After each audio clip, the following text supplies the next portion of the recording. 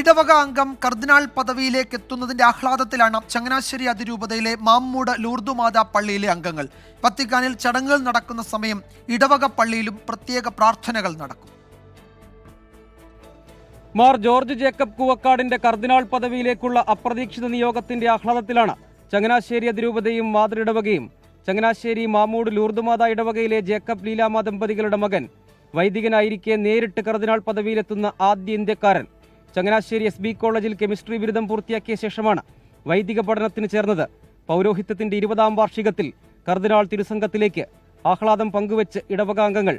വലിയ സൗഭാഗ്യമാണ് ഇടവകയ്ക്ക് കിട്ടിയത്. ഞങ്ങളെ സംബന്ധിച്ച് ഒരു കുഞ്ഞിടവക, ചങ്ങനാശ്ശേരി അതിരൂപതയിലെ കുഞ്ഞിടവക, ഇവിടെ നിന്ന് ഒരു മകൻ അച്ഛനായിട്ട് മാറി പതിയെ മെത്രാപ്പോലിത്തയായി കർദിനാളായിട്ട് മാറ്റുമ്പോൾ ഇടവ സമൂഹം മുഴുവൻ സന്തോഷിക്കുന്നു. കൂക്കാട്ട് പിതാവിൻ്റെ ഈ കർദിനാൾ പദവി അതിൽ ഞങ്ങൾ ഏറെ അഭിമാനിക്കുന്നു. ഞങ്ങളുടെ ഇടവകാംഗം എന്ന നിലയിൽ ഞങ്ങൾ ഒത്തിരി സന്തോഷിക്കുകയും ആനന്ദിക്കുകയും ചെയ്യുന്നു. ഞങ്ങൾക്കൊരു അനുഗ്രഹത്തിൻ്റെ ദിവസങ്ങളാണ്.